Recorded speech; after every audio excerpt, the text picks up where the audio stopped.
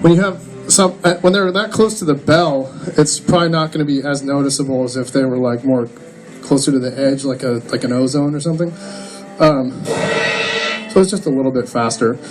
It has the hammered bell too, so that probably darkens it up a little bit. It also isolates the bell from the bow and the bow from the bell from the influence. Keeps the bow and the bow, the symbol, the main body of it, and the bell separated a little bit more. Yeah. Any other questions? Your rudiments. What? I mean, these hats are pretty sweet. Yeah. Free hats? Yeah, they're pretty awesome. No, the main hats, the other ones, yeah, the Chris Dave sort of vibe. Apparently, all of Chris's symbols are like that. Dude's nuts. Yeah. Which rudiments help you be so fluid? Which rudiments help me be so fluid? Well, technique is a main thing. I'm not warmed up at all, so that's it doesn't help. But having good technique is really important. And my old teacher Jason Gianni standing back there, so he helped me out with all that stuff way back in the day. Yeah. So having good technique is really important because if you don't have good technique, you can't execute what's in your head. You're just gonna get stuck. Yeah. So there's that. I get a lot of mileage out of paradiddle diddles. Diddles? Yeah. A lot of mileage. Show you 6-stroke roll stuff. Yeah, same thing. Yeah. I mean, Right. same thing. You can do a lot of stuff with that. Yeah. I should probably stop playing it at this point because I do it too much. Any other questions?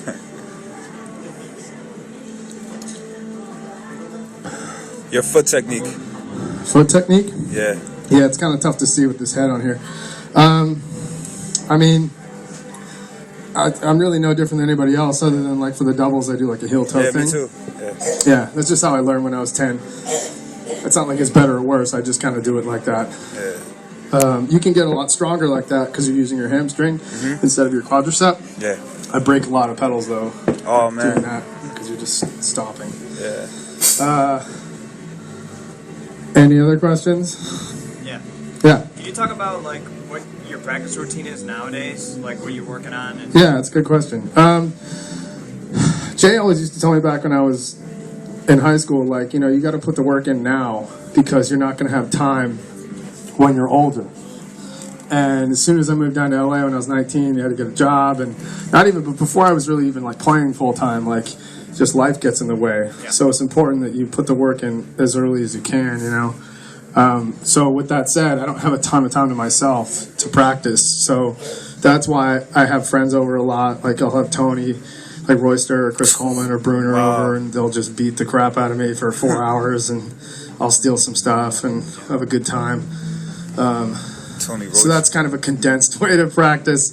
But it's more of I'm more on a conceptual thing, like being as deliberate as I can. You know what I mean? Like trying to play exactly what's in my head, and also be able to play all of that while keeping my left foot going. But just trying to be as deliberate as possible because it's really easy to just let muscle memory take over and you're just like, and you're not connected anymore. You're not having a conversation. You're just like you're playing Street Fighter. You're just putting a bunch of combos together, So that's the hardest part because everybody does that, And there are people that are great at it. I could watch Tony do those, Williams do those single stroke rolls on toms all day, every day, and I'd never get tired of it.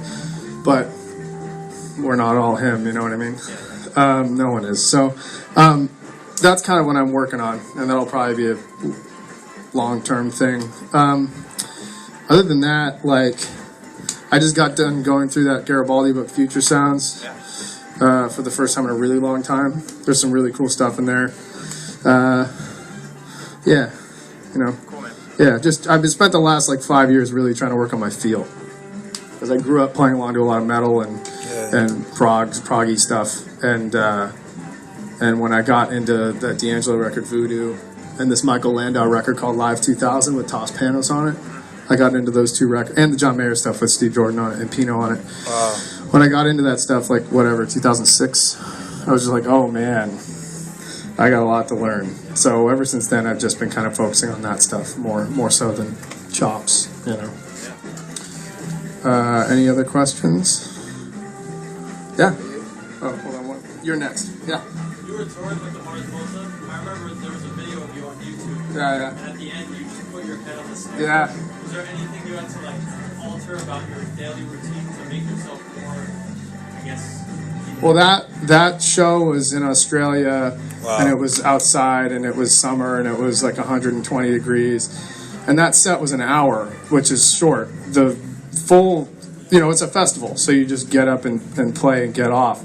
But for the headlining shows were 2.5 hours, and there were parts where I was hitting as hard as I can, or made it look like I was hitting as hard as I can, and it's exhausting. I don't think I ever threw up, but I came pretty close to it a lot. Wow. I mean, just warming up. I warm up with these the practice pad Vic Firth sticks. Those are lifesavers. I don't bring a bulky practice pad with me anymore. I'm sure they have them here. They're awesome. I do like single strokes and doubles, and I stretch for like an hour beforehand. Might run my hands under hot water if it's kind of cold out, and just drink a ton of water. Just stay hydrated. That's like super, super important, especially for shows like that. But it was like getting in a car accident every night. Like, it was brutal. But it was a lot of fun. Yeah. You had a question? Yeah, I see you play a single pedal. Is that your... I don't normally. I just didn't want to deal with finding a double. So there was stuff I was like, whatever, it's fine. And then when I'm playing, there's stuff I wanted to play with a double pedal, but I just didn't have one. So yeah, you got to make do sometimes. I normally play a double, depending on what I'm doing. With the Mars Volta, I didn't use a double pedal. With M83, I didn't use a double pedal. Miley Cyrus today, I definitely did not use a double pedal. So it depends but I just I have this new metal band with Greg, who sings for the Dillinger Escape Plan, What? and Max Cavalera from Sepultura, and Troy from Mastodon. So we just finished doing a record like 2 weeks ago, and there's a shitload of double bass on that. So it just depends. So I'm not good at it. With double bass? Dude, it's easy, man. You just gotta sit down and just run. Digga, digga, digga. It's really easy. I mean, to get to a certain level, like where you can just get fairly competent, you just gotta. The problem with double pedals is it's really fucking boring. So you just have to sit there for a while, and just be like digga, digga, digga, digga, digga, digga for like an hour. It's just boring. That's the problem, because it's so physical. So just get one and just put on a movie or something, and it's not complicated. You just got to do it. You could do it. Where can I get that EP that you just mentioned? The record? Yeah. It's not out yet. It's not going to be out until March Or, next year. But yeah, that was the first time I played. I used to be in this band called Daughters of Mara that was on Virgin back in 2000. The record never came out, but 2007 or something. There's a lot of double bass on that record. You can find it. And I hadn't really played a lot of double bass since then. Although I played on... You guys know who Thundercat is? Bass player? yeah. I did a record with him for this band called The Great Wall. It's really kind of techie punk stuff with Steven, with Thundercat, like shredding crazy bass lines. He's crazy, bro. So you can check that record out. That's a pretty cool record. The band's called The Great Wall. Was there another question somewhere? No? All right. Nothing? Can you play something? I mean, man, I can try. I don't know what else I can really play. Is there anything like... I know you don't have any requests. You said Mars Volta was single pedal, right? Yeah. You have too many. You can marinate on that. You have a question? 9,000 DWs. I'll never play anything else. I can't imagine them coming out with a better pedal than that. They're really, really, really incredible.